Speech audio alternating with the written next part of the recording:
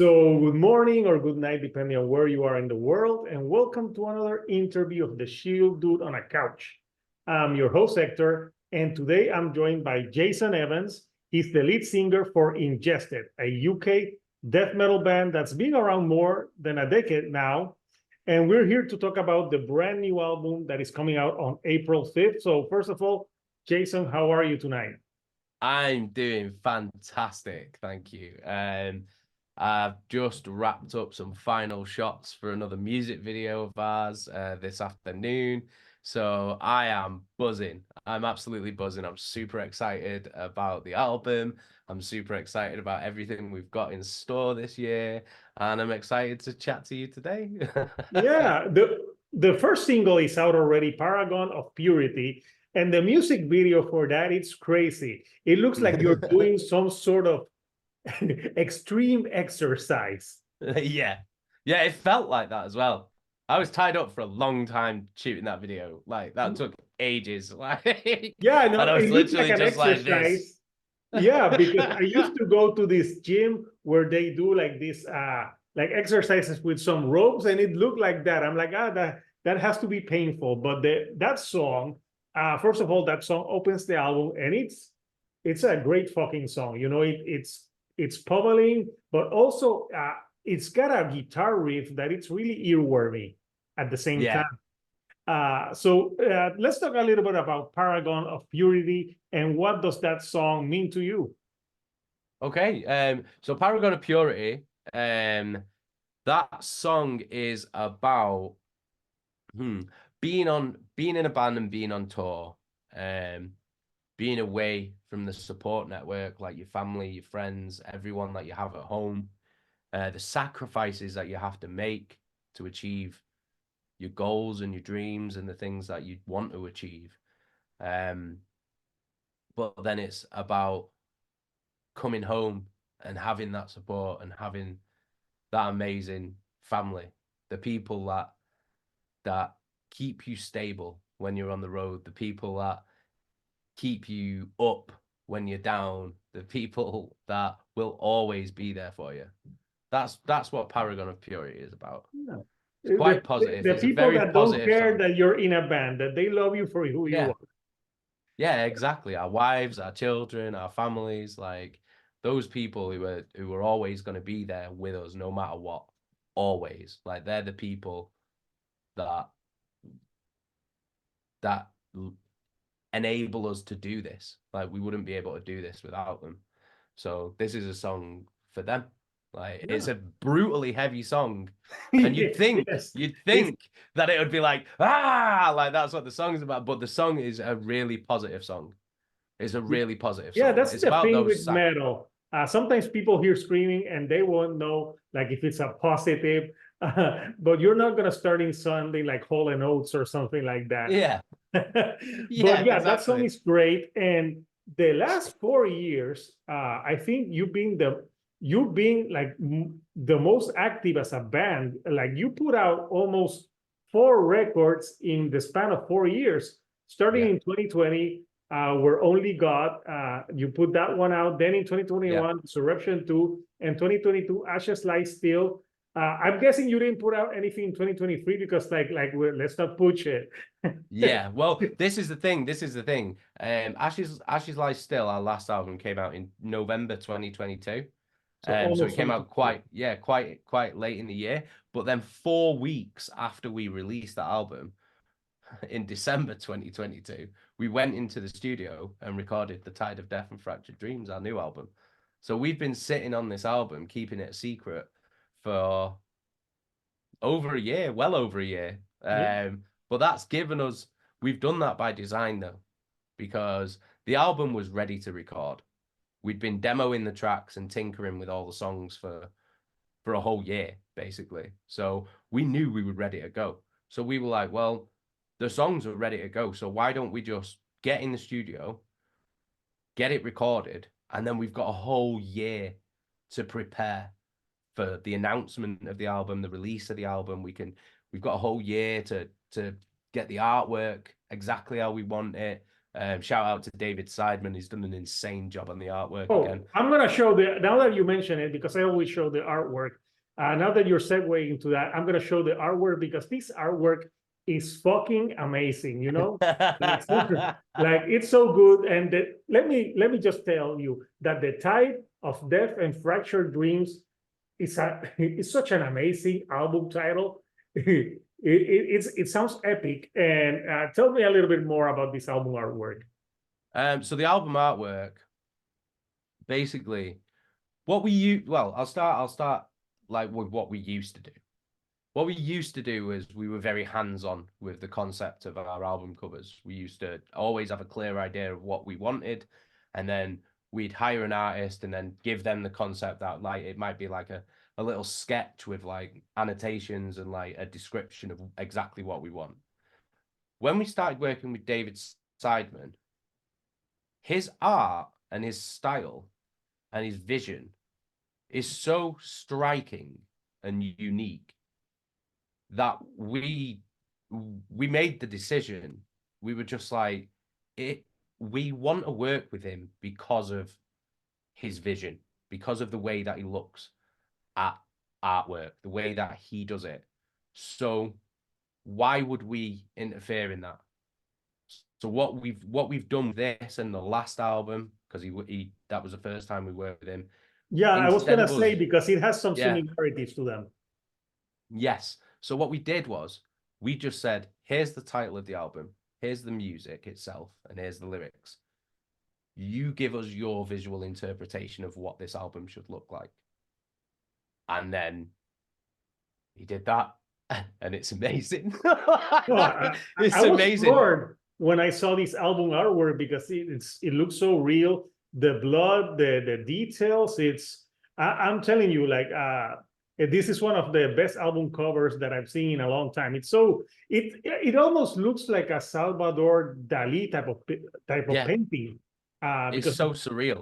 Exactly. Yeah. So it's amazing artwork. So I'm glad you brought it up because I usually like to talk about the artwork. And yeah, this is amazing artwork and amazing title. So I want to talk about a few of the tracks in the album that for me were standouts. First of all, I'm impressed that you guys recorded this album in 1 week. Yes. Because it's for people, because I've already heard it, it sounds tight as fuck. Yeah.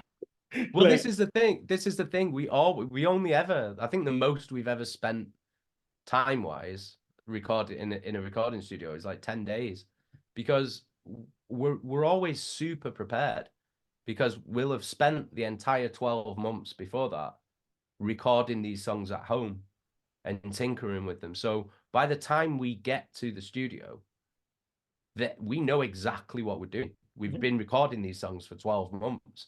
So we can just go in there and smash it out because we know exactly how the song should sound, like straight away. Every band should do that because you are saving money on studio time by being prepared. Because if you go there like a jam band, like, oh, we don't know what the fuck we're gonna do, like it's gonna take time and the money's gonna roll away. So yeah, this album, first of all, you have 2 tracks that you have. You got Expect to Fail, which features Josh Middleton of Sylosis, awesome guitar player and singer in his own right. And then you have In Nothingness featuring Mark Hunter of Chimaira. And that song, it kind of sounded like Chimaira, because I think Mark does the clean vocals, right? Yeah, that's absolutely right. And that is exactly by design as well. Like, that is because the way that we do guest vocals, the song and the guest vocalist have to be right. So we're not a band that just gets someone on a song just for getting them on a song. Like, we've never done that. Like, it's always been, well, we'll have an idea of, we've got an idea of people who we want to perform on our songs and stuff, but it's always about waiting until the right song comes along. Something that not only is the song going to elevate them, but they are also going to elevate the song, and they work together and it makes sense. So like you said, like, oh, like the song In Nothingness that Mark Hunter's on, it does sound a bit like Chimaira. That's by design. That's because that song came along and we were like, that, that, that needs Mark Hunter on it. Basically, like we were Yeah. like, that's the one. That's definitely the one. Same as Expect to Fail. Because the thing with Josh is we've known him for years. Yeah, Because you're Ingested, both in the UK. Yeah. Ingested and Sylosis came up through the same scene together. Like, do you know what I mean? We've took different paths because obviously we played different styles of music, but we came Yeah. up through the same scene together. We've known each other for years, so we've always wanted to work with him. But again, it's about waiting until the right song comes along, and then when it came and it was Expect to Fail, and we were like, "That's He the does one." some backing vocals on that because I heard some cleans in that song in some parts, Yeah, and I'm guessing he does a guitar solo because he's a great he guitar player. doesn't. He doesn't play guitar on it, no. But Oh, so he he's doing the does. singing. That's him doing the singing with me. But the way that we, again, another thing of the way that we do guest vocals is because one of my pet hates at the Mhm. moment, especially in this scene that we're in, is bands that get a guest vocalist on and they just stick them on 15, 20 seconds at the end of a song. Like that Oh yeah, sucks, man. That yeah, fucking sucks. Because it's like, well, what? Why? Like, why? What? One, what a waste. And two, it's like it's so obvious to me that it's like you've just got them just so you can have their name on your song, yeah. just so That you can happened get on more a fucking. Megadeth album that they put Ice-T and he does like a 25-second rap and then he's gone. Yeah, it fucking sucks because it's just to me that's just clout chasing. Yeah, You just want their name on it so you can get more fucking clicks on YouTube or it fucking more plays in the fucking Spotify algorithm or whatever the fuck it is. Like it just sucks. There's nothing creative or artistic about it. Do you know what I mean? yeah. So for Because on me, the guest vocals on your albums, you are dueling vocals the whole song. the whole song. So Because that's like I think it's such a weird thing because it's like if you look at any other genre of music, if you look in hip hop or you look at the pop chart music, like Beyonce doesn't do a song with Shakira where it's just Beyonce singing and then right at the end, 10 seconds before the end, there's a breakdown and Shakira sings about fucking 10 seconds of no. lyrics. You Shakira know what I at the mean? end does a goat noise. She's like bah. Yeah, yeah, but you know what I'm saying though. Like it's in no other genre of music where this happens. It's like it's just bizarre. So to me, that's just clout chasing. So when we get a guest vocalist, they're on the whole song because they're a part of the song. That makes It total runs through the sense. Like whole thing. Do you know what I mean? if not, it's like a wasted cameo.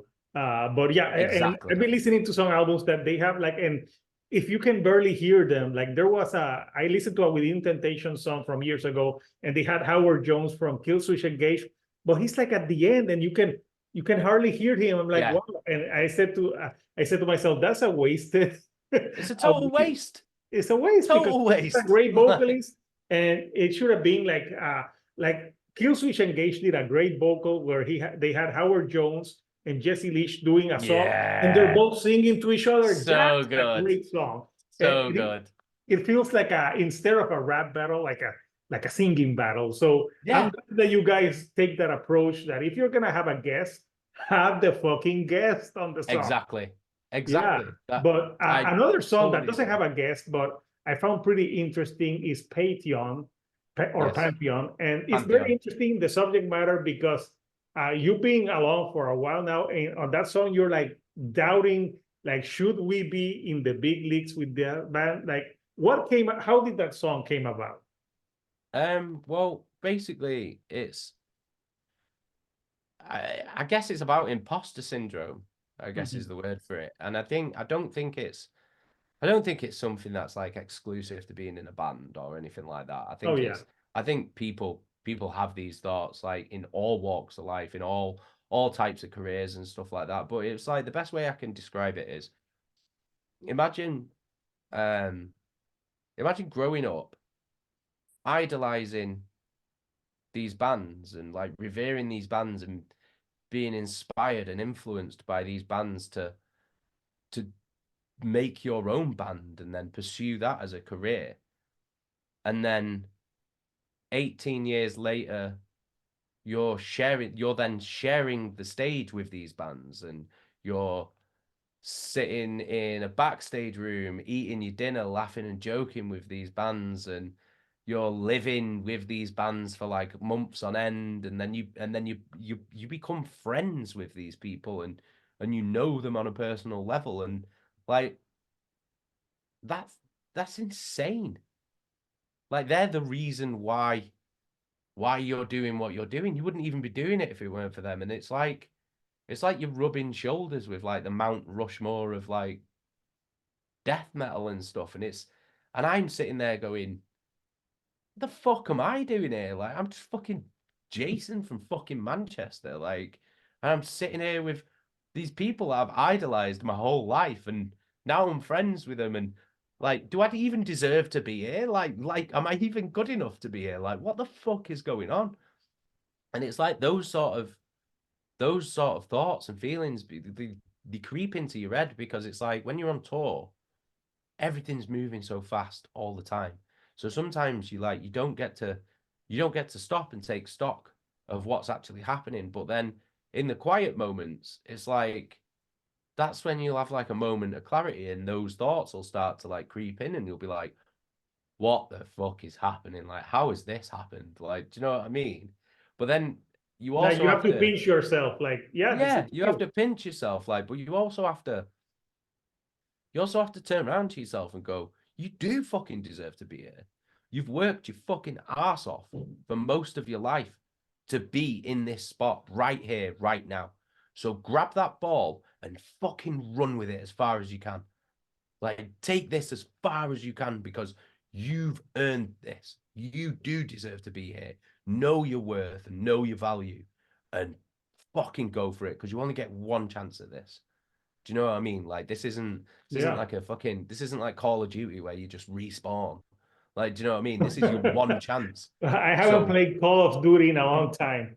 but that's what I'm saying though. It's like one life, man. This is your only go. So fucking do it. Like go for it. Like you do deserve to be here. And that is what the song is about. It is about doubts. It is about self-doubt. It is about worries. It is about worrying if you're good enough. But it's also about the realization that you are good enough. You have worked hard enough and you do deserve this. So go for it. And I hope that anybody who has those kind of thoughts and those kind of self-doubts and those kind of feelings, I hope they listen to this song, and they read the lyrics, and I hope they come to that realization, and know that they do deserve the good things because they've worked for it. So go for it. Do you know what I mean? No, I know exactly what you mean. That happens in it.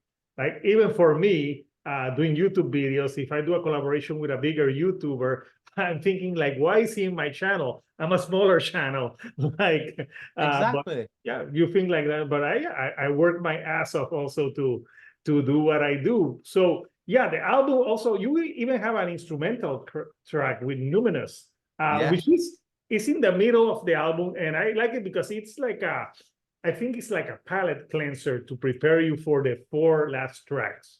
Uh, exactly. because this It is such a technical, brutal death metal record that is like technical like all the time that you need like a breather. How was that? Did you like? Did you say like, hey guys, let's have like this track in the middle of the album that it's kind of there's like a very beautiful guitar like tone and solo on that one.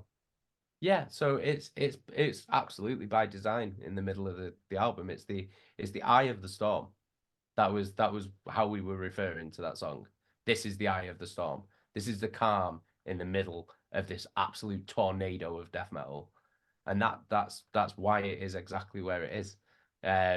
Because with our more recent albums, we've been so conscious about creating a complete album. Like in the old days with our older albums, it was more of let's just do 10 bangers. Do you know what I mean? And now Yeah. looking back, as much as we love those albums, like and those songs, but looking back, they were less of a complete album and more of 10 banger songs on a CD. Like, do you know what I mean? Whereas now Yeah.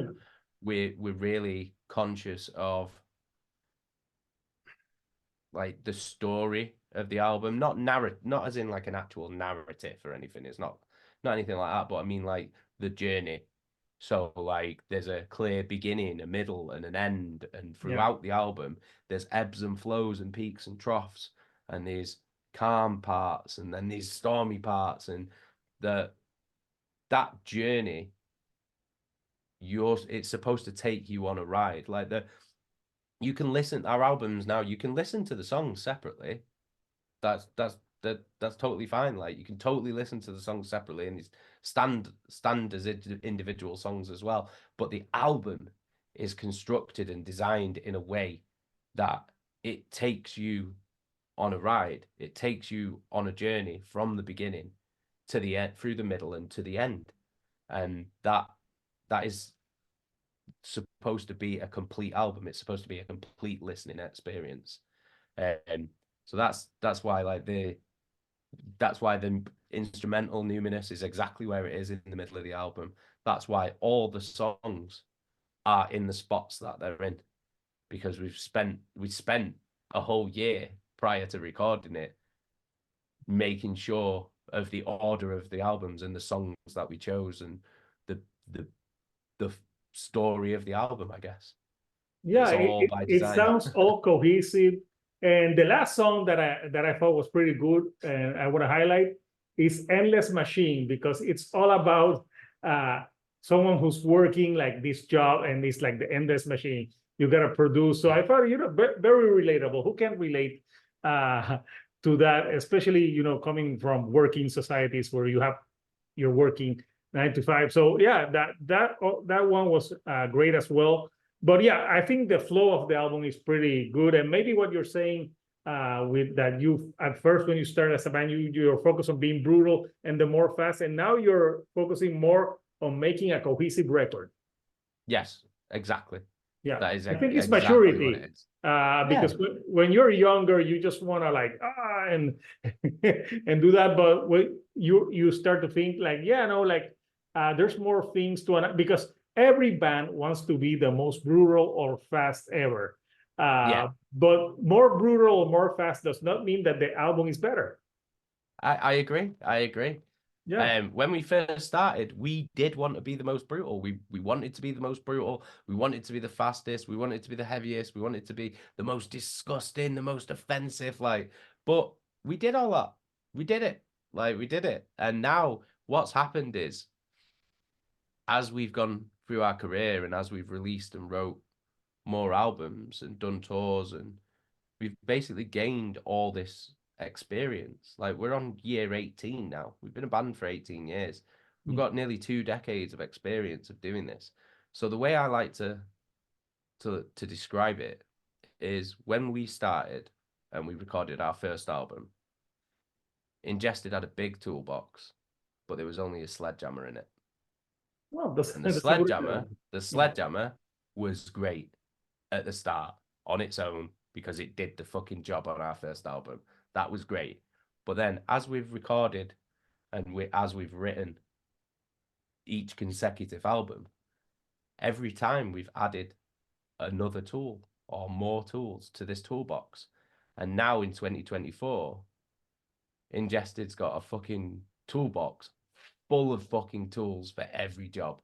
So now we've gained so much experience that we're so much more free in the way that we write our music. You're almost Bob the Builder. Almost, yeah. But the technical death metal version. So I know you're busy, so before I let you go, so the album is out April 5th. What are the immediate plans before dropping the record and after the record? Are you gonna do festival tours?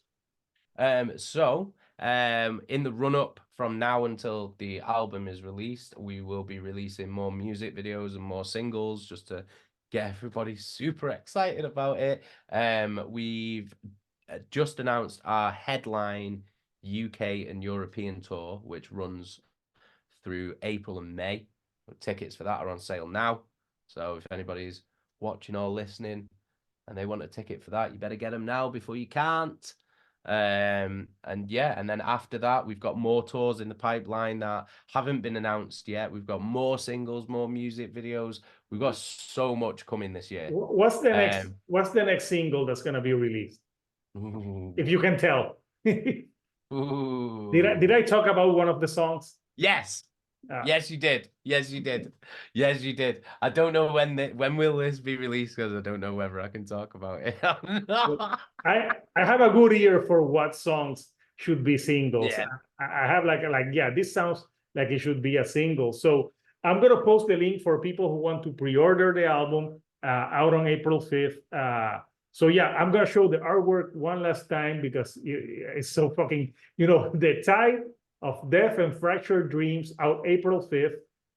This album artwork alone is just fucking, just own it to just put it, just look at the album artwork and get lost in it because it's just an amazing artwork.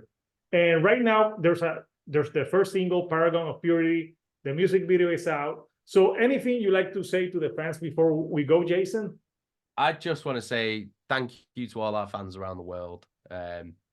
Without you guys, we wouldn't be able to do what we do. Your support, whether that's buying records, buying tickets to shows, buying merchandise, that is what keeps the bills paid and the lights on at home. So we're able to keep this crazy journey going. And so we can see how far we can actually fucking take this as a little death metal band from Manchester in the UK. So I can't thank all of our fans enough. We love you so much. We're so thankful for all of you. Hopefully we'll get to see you all at a show around the world this year.